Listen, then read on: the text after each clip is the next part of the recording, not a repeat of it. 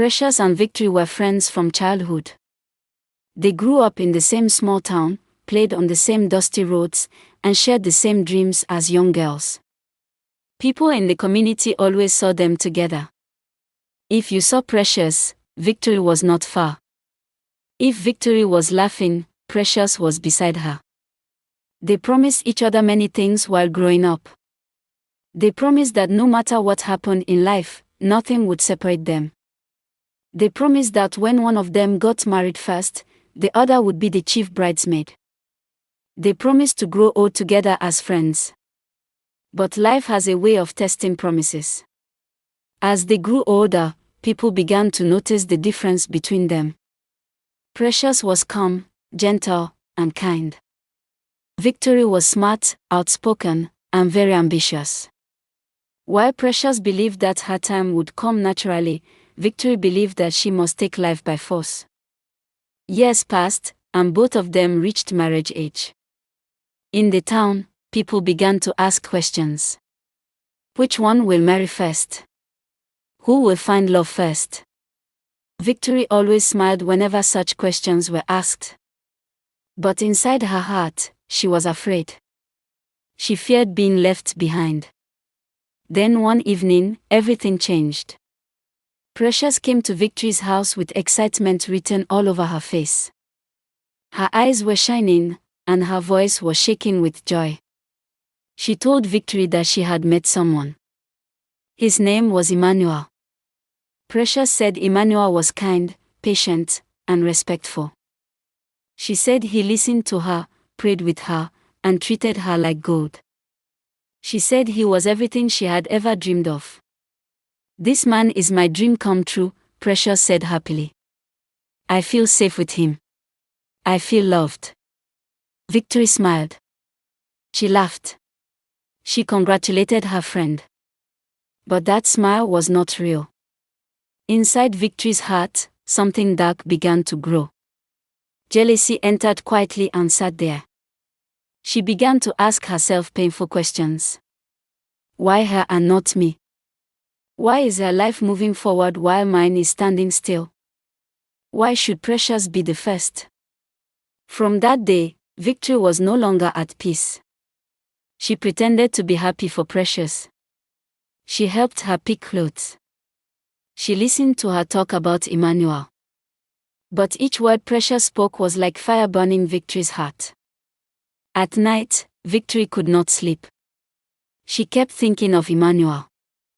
She imagined herself in Precious' place. She began to desire what did not belong to her.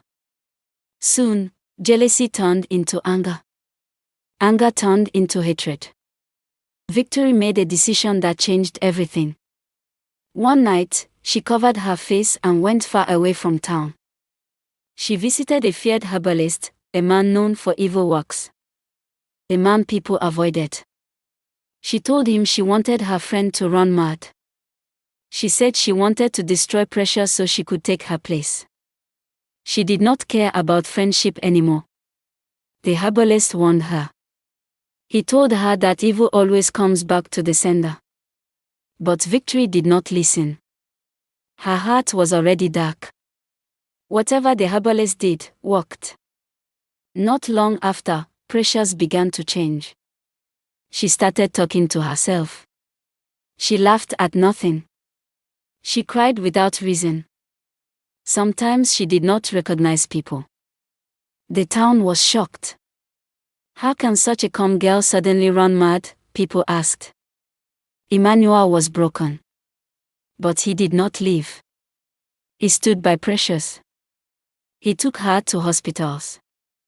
He prayed for her. When nothing worked, he kept her in his house where he could watch over her. Precious was sick for months. Victory pretended to care. She visited often. She cried fake tears. She acted like the best friend. But she was the reason for the sickness. One day, Emmanuel got a job meeting outside town. He was worried about leaving Precious alone. So he called Victory. Please come and stay with her, he said. You are her best friend. I trust you. Victory smiled again. She agreed. That day, when Emmanuel left, Victory went to Precious' room. She opened the door that had been locked for months. She allowed Precious to walk out freely. Precious wandered into the street. Dirty. Confused. Lost. People stared. Some laughed. Some cried. When Emmanuel returned, the house was empty.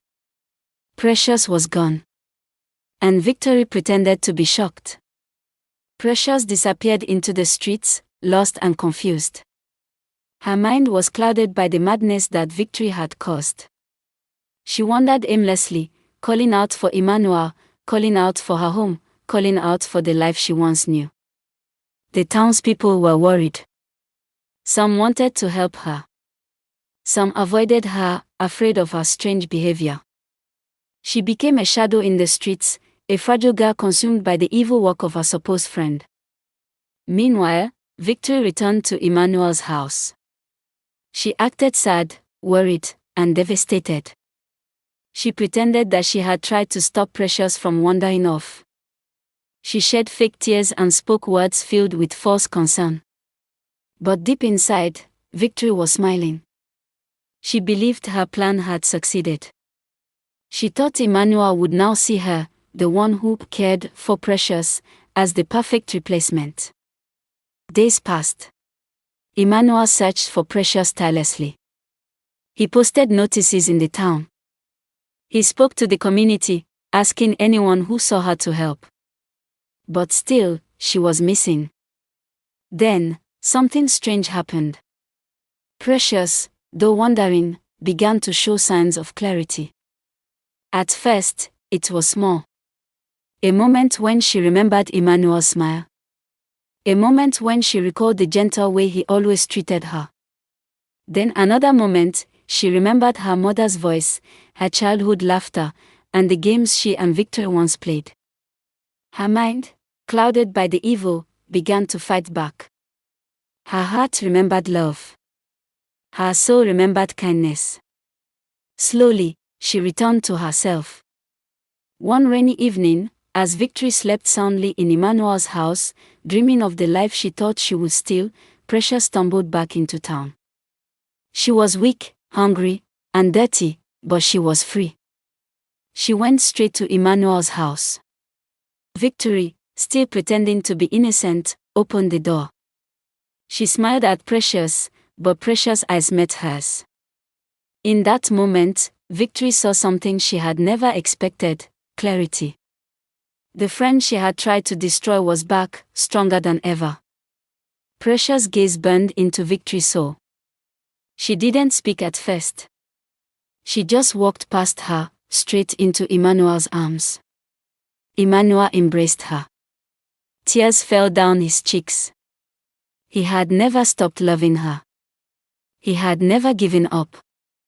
Victory realized, too late, that all her schemes had failed. Her jealousy, her lies, and her evil actions had not taken Precious away from Emmanuel. And then the punishment came. It was not immediate. It was not violent. It was the slow weight of guilt and loss. The community learned the truth. They saw Victory's fake tears. They remembered how she had smiled while Precious suffered. The herbalist, who had worked the spell, revealed what had been done. Victory's reputation was ruined. No one trusted her anymore. She lost friends, respect, and opportunities. Her plans for Emmanuel were shattered. Every time she saw Precious happy, she felt the emptiness in her heart. Her dreams were destroyed by her own hands. Meanwhile, Precious rebuilt her life. Emmanuel stayed by her side, loving her, caring for her, and protecting her. She learned a powerful lesson: true love and patience cannot be destroyed by jealousy. She forgave Victory in her heart, not for victory, but to free herself from bitterness. Victory lived her days in regret. She realized that envy never brings happiness, only suffering. And Precious became a symbol in the town. A symbol of resilience, love, and the triumph of goodness over evil.